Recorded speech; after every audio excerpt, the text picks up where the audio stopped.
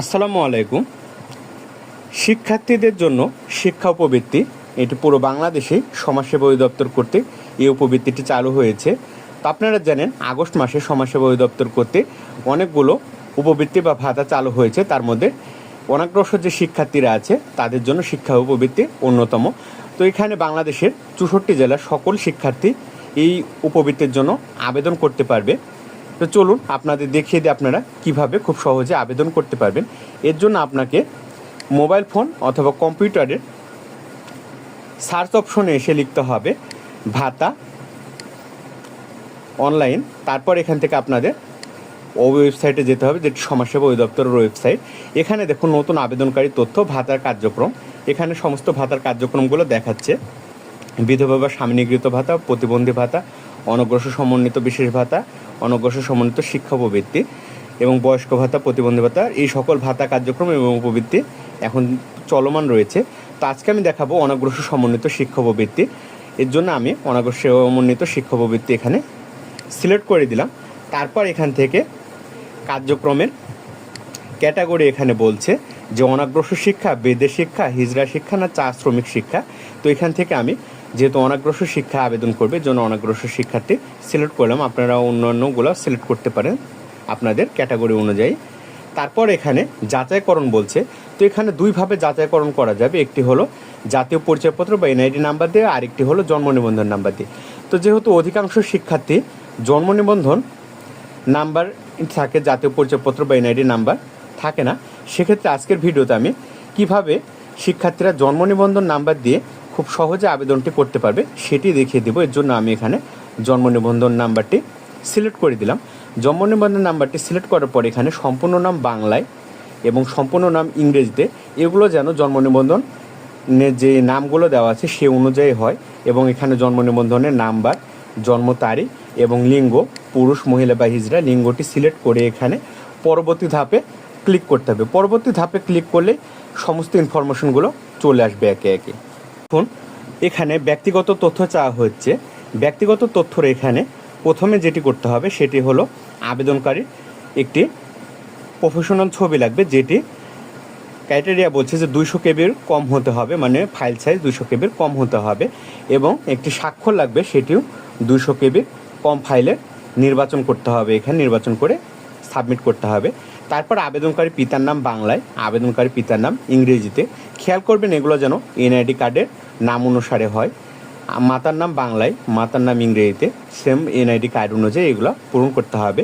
Mobile number, এখানে যিনি অভিভাবক থাকবে শিক্ষার্থীর তেনার মোবাইল নাম্বারটি দিলেও হবে। এখানে বিবাহিত অবস্থা, যদি বিবাহিত হয় তাহলে বিবাহিত, অবিবাহিত হলে অবিবাহিত, এভাবে সিলেক্ট করে দেবেন।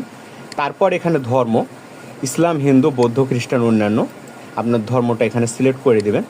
তারপর এখানে বয়সটা অটোমেটিক এখান থেকে নিয়ে নেবে শিক্ষার্থীর। তারপর শিক্ষাগত যোগ্যতা, এখানে যোগ্যতা চাওয়া হয়েছে প্রাথমিক স্তর, মাধ্যমিক স্তর, উচ্চ মাধ্যমিক স্তর না উচ্চতর স্তর, যেমন স্নাতক, স্নাতকোত্তর বা সমমান। তারপর এখান থেকে পেশাটি সিলেক্ট করে দিতে হবে যে পেশাটি কী আছে। তো পেশায় যেহেতু এটি শিক্ষার্থীর জন্য এখান থেকে পেশাটি শিক্ষার্থী সিলেক্ট করে দেবেন। তারপরে এখানে যোগাযোগের তথ্য। তো এখানে দেখুন স্থায়ী ঠিকানা এবং বর্তমান ঠিকানা দুটোই আপনাদের দিতে হবে যোগাযোগের জন্য। তো প্রথমে স্থায়ী ঠিকানা, এখানে বিভাগ সিলেক্ট করে দিতে হবে। বিভাগ সিলেক্ট করে দেওয়ার পর এলাকার ধরন, এটা উপজেলা, জেলা, পৌরসভা বা সিটি কর্পোরেশন, আপনার জেলাটি এলাকার ধরন সিলেক্ট করে দেওয়ার পরে তারপর এখান থেকে আপনাদের জেলা, তারপরে পৌরসভার নেম, আপনাদের যে পৌরসভার নাম থাকবে সেটি সিলেক্ট করে দিতে হবে। ওয়ার্ড নাম্বার, আপনাদের সিটি কর্পোরেশন বা পৌরসভার ওয়ার্ড নাম্বার। পোস্ট কোড, আপনাদের পোস্ট কোড এটা দেখবেন যে আপনাদের এনআইডি কার্ড বা জন্ম নিবন্ধনের পিছনে থাকবে, এটি এখান থেকে সিলেক্ট করবেন। এবং গ্রাম বা এলাকায় এখানে আপনাদের বাংলায় এই সেকশনটি পূরণ করে দিতে হবে। তারপর আপনাদের যদি স্থায়ী ঠিকানা এবং বর্তমান ঠিকানা একই হয়ে থাকে তাহলে এখানে টিক মার্ক দিলেই এই ঘরগুলো অটোমেটিক পূরণ হয়ে যাবে। আর আপনাদের বর্তমান ঠিকানা এবং স্থায়ী ঠিকানা যদি আলাদা হয় তাহলে এই বর্তমান ঠিকানা আপনাদের আলাদাভাবে পূরণ করতে হবে। তারপর যেই সেকশনটি আসছে সেটি হলো অনগ্রসর শিক্ষা অনুযায়ী বিস্তারিত। এখানে অধ্যয়নরত শিক্ষা প্রতিষ্ঠানের নাম, আপনি কোন প্রতিষ্ঠানে অধ্যয়ন করছেন সেই শিক্ষা প্রতিষ্ঠানের নাম, শিক্ষা প্রতিষ্ঠানের ঠিকানা, তারপরে রোল বা আইডি নাম্বার আপনাদের যেটাই আছে এটি পূরণ করবেন। তারপর শাখা বা বিভাগ, কোন বিভাগ বা শাখায় আপনি আসেন। তারপরে এখানে ক্লাস, আপনি কোন ক্লাসে পড়াশোনা করছেন, এখান থেকে ক্লাসগুলো আপনারা এখান থেকে সিলেক্ট করে দেবেন। তারপরে এখানে বলছে যে গত 1 বছর এখানে কোনো সদস্য সামাজিক নিরাপত্তা বেষ্টনী কর্মসূচি আওতায় কোনো সহায়তা পেয়েছেন কিনা, যদি পেয়ে থাকেন হ্যাঁ, না পেয়ে থাকলে নাতে ক্লিক দিবেন। তারপরের যে সেকশনটি আসছে সেটি হলো ব্যাংক এমএমএস তথ্য। তো এখানে অ্যাকাউন্টের ধরন, অনেকের ব্যাংক অ্যাকাউন্ট থাকে, অনেকের এমএমএস অ্যাকাউন্ট থাকে। তো অধিকাংশ যেহেতু এমএমএস অ্যাকাউন্টগুলোই থাকে ব্যাংকিং মোবাইল ব্যাংকিং ফ্রিল্যান্সিং, সেক্ষেত্রে আমি মোবাইল ব্যাংকিং ফ্রিল্যান্সিং আপনাদের আবেদন করে দেখাচ্ছি। এখানে অ্যাকাউন্ট মালিকানা এখানে বলছে যে নিজ পরিবারের সদস্য, নিকটাত্ম, অন্যান্য। এখান থেকে যদি নিজের নামে অ্যাকাউন্ট থাকে তাহলে নিজ, আর পরিবারের সদস্যর নামে থাকলে পরিবারের সদস্য সিলেক্ট করবে। এমএফএস ইন মোবাইল নাম্বারে এখানে বলছে যে আপনার বিকাশ অ্যাকাউন্ট, নগদ অ্যাকাউন্ট, রকেট, উপায়, এম ক্যাশ, এই অ্যাকাউন্টগুলো আপনাদের যে কোনো একটি থাকতে হবে এবং যে নাম্বার অ্যাকাউন্টে আছে সেই নাম্বারটি এখানে পূরণ করতে হবে এবং নাম্বারটি কার নামে খোলা আছে এই বিকাশ, নগদ বা রকেট অ্যাকাউন্টটি, তার নাম এখানে হিসাবের নামটি দেওয়ার পরে ইমেল অ্যাড্রেস এখানে অপশনাল হিসাবে আছে, দিলেও দিতে পারেন, না দিলে সমস্যা নাই। তারপরে যে অপশনটা আসছে সেটি হলো আপনি কি নমিনির তথ্য প্রদান করতে চান। যদি প্রদান করতে চান তাহলে হ্যাঁ, না চাইলে নাতে ক্লিক দিবেন। নাতে ক্লিক দিলে এটি আনচেক হয়ে যাবে।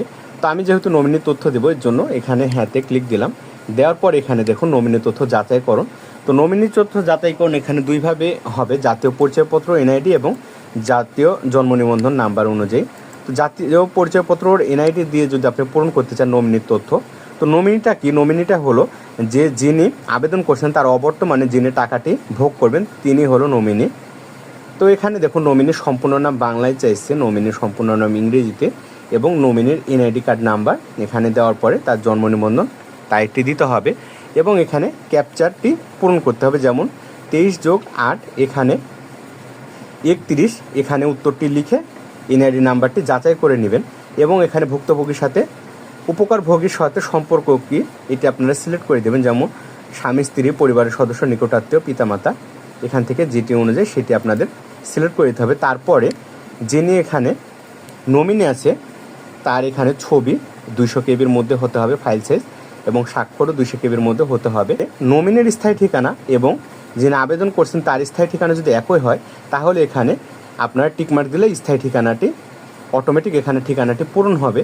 আর যদি নমিনির স্থায়ী ঠিকানা এবং অ্যাপ্লিকেশন যিনি করছে তার ঠিকানা আলাদা হয় তাহলে এখানে আপনাদের ঠিকানাটি লিখে দিতে হবে। তারপরের যে সেকশনটি আসছে সেটি হলো যোগ্যতার অন্যান্য তথ্য। তো এখানে বলছে খানাটি ক্ষুদ্র নিগোষ্ঠী কিনা, যদি হ্যাঁ হয়ে থাকে হ্যাঁ, না হয়ে থাকে নাতে ক্লিক দেবেন। খানাটি বসবাস কোথায়, যদি সিটি কর্পোরেশন, জেলা পৌরসভা, কেন্দ্রীয়, উপজেলা, ইউনিয়ন, পল্লী, ক্যান্টনমেন্ট, এটা আপনারা সিলেক্ট করে দেবেন আপনাদের নিজস্ব বাসস্থান অনুযায়ী। ভূমি বা বসতঘরের মালিকানার ধরন কেমন, নিজস্ব, ভাড়াটিয়া, সাবলেট, বিনা ভাড়া, এভাবে আপনাদের সিলেক্ট করে দিতে হবে। তারপরে খানার সদস্য সংখ্যা কয়টি, 1, 2, 3 আপনাদের যে কয়জন পরিবার সদস্য আপনারা সিলেক্ট করে দিবেন। খানার শীর্ষ সংখ্যা আছে কিনা, যদি শীর্ষ সংখ্যা না থাকে তাহলে 0, থাকলে এখানে সিলেক্ট করে দেবেন। খানা প্রধানের বয়স কত, তো খানা প্রধানের মানে হচ্ছে যিনি প্রধান তার বয়স কত এটা আপনারা সিলেক্ট করে দেবেন খানা প্রধানের বয়স অনুযায়ী। খানা প্রধানের শিক্ষা সর্বোচ্চ ডিগ্রি কত, এখানে আপনাদের দেখুন ডিগ্রিগুলো দেওয়া আছে, নিরক্ষর 5 পর্যন্ত পাশ করছে, মাধ্যমিক বা উচ্চ মাধ্যমিক আপনারা এখান থেকে দিয়ে দিবেন। স্বামী স্ত্রীর শিক্ষার সর্বোচ্চ ডিগ্রি সম্পূর্ণ, এখানে সর্বোচ্চ স্বামী অথবা স্ত্রী সর্বোচ্চ ডিগ্রি কত অর্জন করছে সেটি এখান থেকে সিলেক্ট করে দিবেন। তারপর খানায় কি পৃথক রান্নাঘর আছে, যদি থাকে তাহলে হ্যাঁ, না থাকলে নাতে ক্লিক করবেন। খানায় কি পৃথক খাবার ঘর আছে, যদি থাকে হ্যাঁ, না থাকলে নাতে ক্লিক দিবেন। তারপর এখানে বলছে যে খানার বসত ঘরের মেঝে বা ফ্লোর কী দিয়ে তৈরি, দেখেন এখানে অনেকগুলো অপশন আছে, যেমন সিমেন্ট, কংক্রিট, টাইলস, মোজাইক, মাটি, কাঠ, বাঁশ, চাটাই। তো এখানে আপনারা সিলেক্ট করে দিবেন আপনাদের মেঝে অনুযায়ী। তারপর এখানে বলছে খানা প্রধানের ঘরের ছাদ কী দিয়ে তৈরি, তো এখানে দেখুন ঘরের ছাদ আপনারা দিয়ে দিবেন যে কী দিয়ে তৈরি। তারপরে বলছে যে খানার প্রধান ঘরের দেয়াল কী দিয়ে তৈরি, তো ঘরের দেয়াল এখানে যেটি দিয়ে তৈরি সেটি আপনারা এখান থেকে সিলেক্ট করে দিবেন। তারপরে খাবার পানির উৎস কি, আপনাদের পরিবারের খাবার পানির উৎস যেটি সেটি এখানে সিলেক্ট করে দিবেন।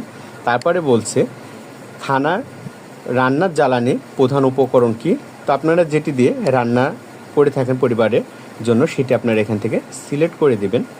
খানার রান্নার জ্বালানি প্রধান উপকরণ এলপিজি গ্যাস হলে প্রতি মাসে কত গ্যাস ব্যবহার করা হয়, যদি গ্যাস ব্যবহার করে থাকেন তাহলে এখানে আপনার কেজিটি সিলেক্ট করবেন, না হলে জিরোতে সিলেক্ট করবেন। তারপরে যেটি বলছে খানার সদস্যগণ কী ধরনের পায়খানা বা টয়লেট ব্যবহার করেন। পরিবারের সদস্য যে ধরনের টয়লেট ব্যবহার করেন আপনারা এখান থেকে স্যানিটারি, পিট, গর্ত, কাঁচা এগুলো আপনারা সিলেক্ট করে দিতে পারেন। খানার বিদ্যুৎ লাইনের উৎসকে এখান থেকে জাতীয় গ্রেডের সৌর বিদ্যুৎ সুবিধা নিয়ে আপনারা সিলেক্ট করে দেবেন আপনাদের বিদ্যুৎ লাইন অনুযায়ী। খানার সকল সদস্য মালিকানাধীন মোট জমির পরিমাণ কত, পরিবারের সকল সদস্যের মোট জমির পরিমাণ কত, এটা আপনারা জমির পরিমাণ সিলেক্ট করে দেবেন।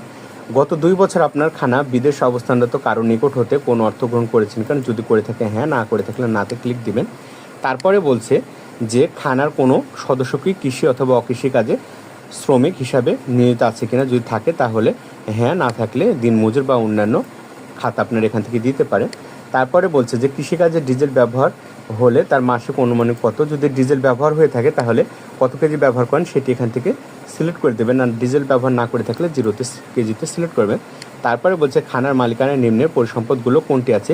তো এখানে একাধিক উত্তর হতে পারে কারণ একটি পরিবারে অনেকগুলো পরিসম্পদ থাকতে পারে, যেমন হচ্ছে কম্পিউটার, ল্যাপটপ, গাড়ি, motorcycle, television, mobile phone, camera, এগুলো আপনারা একটা করে টিকমার্ক দিয়ে দেবেন যেটা আপনাদের আছে আপনাদের পরিবারের পরিসম্পদগুলো। তারপর এখানে বলছে যে ঘরের সংখ্যা কয়টি। তো আপনাদের বাসায় যে কয়টি ঘর আছে 1টি 2টি 3টি 4টে আপনারা সেই অনুযায়ী ঘর সিলেক্ট করে দিবেন। তো সিলেক্ট করে দেওয়ার পরে এখানে দেখুন সাবমিট অপশন আছে, এই সাবমিট অপশনে ক্লিক করলে আপনাদের আবেদনটি সম্পূর্ণ হবে। তো আপনাদের কাছে রিকোয়েস্ট থাকবে আপনারা সাবমিট অপশনে ক্লিক করার আগে আপনারা একবার পুরো যেই অ্যাপ্লিকেশনটি আপনারা পূরণ করেছেন সেটি চেক দিয়ে নেবেন, কারণ যদি কোনো কিছু মিস হয়ে যায় তাহলে অ্যাপ্লিকেশনটি সাবমিট হবে না। তো সমস্ত কিছু চেক দেওয়ার পরে আপনারা এখান থেকে সাবমিট করুন বাটনে ক্লিক দিবেন। সাবমিট করে বাটনে ক্লিক দিলে আপনাদের অ্যাপ্লিকেশনটি সম্পূর্ণ হবে। অ্যাপ্লিকেশন ফাইলটি আপনারা ডাউনলোড করে নিলে আবেদন কমপ্লিট হবে। তো আশা করি বুঝতে পারছেন যে আপনারা কিভাবে শিক্ষা ও প্রবৃত্তির জন্য আবেদন করবেন, যে অনাগ্রসর সমন্বিত শিক্ষা ও প্রবৃত্তি। তো ভিডিওটি ভালো লাগলে লাইক, কমেন্ট এবং শেয়ার করে সকলকে জানিয়ে দিন, কারণ এই উপবৃত্তিটি সকলের জন্যই, সকলে যেন উপবৃত্তিটি পায় শিক্ষার্থীরা, তাহলে তাদের অনেক টিউশনি বা অনেক কিছুতে উপকার হবে। আজকের মতো এই পর্যন্তই। আসসালামু আলাইকুম।